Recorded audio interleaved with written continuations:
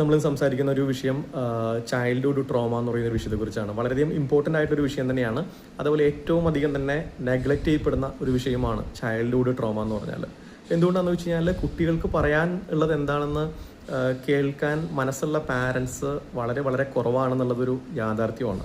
അതായത് കുട്ടികൾക്ക് വേണ്ട എല്ലാം വാങ്ങിച്ചു കൊടുക്കുന്നു, അവർക്ക് എഡ്യൂക്കേഷൻ കൊടുക്കുന്നു, അവർക്ക് വേണ്ട ഡ്രസ്സ്, അവർക്ക് വേണ്ട ടോയ്സ്, അവർക്ക് വേണ്ട വളരെ ഏജ് അനുസരിച്ചുള്ള കാര്യങ്ങളൊക്കെ വാങ്ങിക്കൊടുക്കുന്നു. അപ്പോൾ ഞങ്ങളെല്ലാം ചെയ്തു കഴിഞ്ഞു എന്നുള്ളൊരു ധാരണയാണ് നല്ലൊരു ശതമാനം പാരൻസിന്. പക്ഷേ അവരെന്തിലൂടെയാണ് ഗോ ത്രൂ ചെയ്യുന്നത്? അവർക്ക് പറയാനുള്ളത് എന്താണ്? അവരെ മനസ്സിലാക്കാനായിട്ട് ശ്രമിക്കുക എന്നുള്ളത് തീരെ ചുരുക്കം പാരൻസാണ് അത്തരത്തിൽ ഒരു അവയർനെസ് ഉള്ളതും അത്തരത്തിൽ ചെയ്യുന്നതും. അതുകൊണ്ട് തന്നെ പലപ്പോഴും കുട്ടികൾ അനുഭവിക്കുന്ന ചൈൽഡ്ഹുഡ് ട്രോമ പാരൻസിന് മനസ്സിലാക്കാനും അവിടെ ഹെൽപ്പ് ചെയ്യാനും സാധിക്കാതെ വരുന്ന ഒരു അവസ്ഥയുണ്ട്. അപ്പോൾ എൻ്റെ ഇടയ്ക്ക് പല വിഷയങ്ങളെക്കുറിച്ച് സംസാരിച്ചിരിക്കുന്ന ആളുകൾ, അതായത് അവരുടെ പലതരത്തിലുള്ള വിഷമങ്ങൾ സംസാരിക്കുമ്പോൾ പങ്കുവെക്കുമ്പോൾ ചിലപ്പോൾ ഒരുപക്ഷെ ഫിനാൻഷ്യൽ ഇഷ്യൂസ് ആയിരിക്കാം സംസാരിച്ച് തുടങ്ങുന്നത്, അല്ലെങ്കിൽ റിലേഷൻഷിപ്പ് ഇഷ്യൂസ് ആയിരിക്കാം, അല്ലെങ്കിൽ ജോബിലുള്ള പ്രശ്നങ്ങളായിരിക്കാം, എഡ്യൂക്കേഷനിൽ സംബന്ധിച്ചുള്ള പ്രശ്നങ്ങളായിരിക്കാം.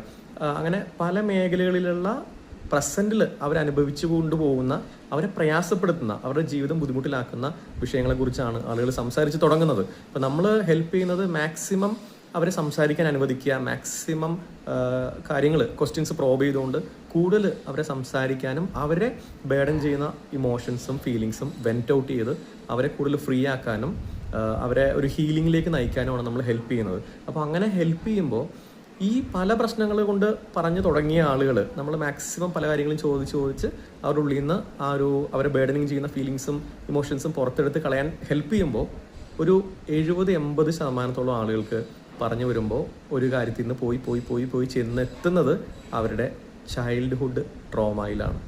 അവരനുഭവിച്ചിരുന്ന കുട്ടിക്കാലത്തെ പ്രയാസങ്ങൾ, അവർ ആരോടത് പറയാൻ ആരും ഉണ്ടായിരുന്നില്ല, അവർക്ക് ആ പ്രയാസങ്ങൾ അവർക്ക് പങ്കുവെക്കാൻ ആരും ഉണ്ടായിരുന്നില്ല, ഒരു ഇമോഷണൽ സപ്പോർട്ട് കൊടുക്കാൻ ആരും ഉണ്ടായിരുന്നില്ല, അവരെ കേൾക്കാൻ ആരും ഉണ്ടായിരുന്നില്ല, അവരെ മനസ്സിലാക്കാൻ ആരും ഉണ്ടായിരുന്നില്ല.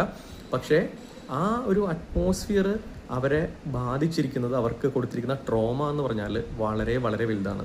അവർ അഡൽഹുഡിലായിരിക്കുമ്പോഴും അവരുടെ പല തരത്തിലുള്ള പെർസ്പെക്റ്റീവും അവരുടെ മൈൻഡ് സെറ്റും അവരെടുക്കുന്ന ഡിസിഷൻസും എല്ലാത്തിനും ഈ ഒരു ചൈൽഡ്ഹുഡിൽ ഇവരനുഭവിച്ച ട്രോമ റീസൺ ആണെന്നുള്ളതാണ്, ഇതിൻ്റെ ഒരു റൂട്ട് കോസ് ആണെന്നുള്ളതാണ്. അപ്പോൾ ഇത് തീർച്ചയായിട്ടും ഇവിടെ മനസ്സിലാക്കാൻ സാധിക്കുന്നത് വളരെ ശ്രദ്ധയോടെ വളരെ സെൻസിറ്റീവായിട്ട് കുട്ടികളെ, ആ ഒരു ചൈൽഡ് ആയിരിക്കുന്ന ആ ഒരു ഏജിൽ അവരെ മനസ്സിലാക്കുക, അണ്ടർസ്റ്റാൻഡ് ചെയ്യുക, നർച്ചർ ചെയ്യുക, കെയർ ചെയ്യുക, അവർക്ക് നല്ലൊരു അറ്റ്മോസ്ഫിയർ പ്രൊവൈഡ് ചെയ്യുക എന്നുള്ളൊരു കാര്യത്തിൻ്റെ ഇമ്പോർട്ടൻസ് ആണ്. കാരണം ആ ഒരു സമയത്തെ പീരീഡിലെ അവരനുഭവിക്കുന്ന എക്സ്പീരിയൻസ് ആണ് അവരുടെ അഡൽട്ട്ഹുഡിലെ ലൈഫിൻ്റെ ക്വാളിറ്റി ഓഫ് ലൈഫ് തീരുമാനിക്കുന്നത്.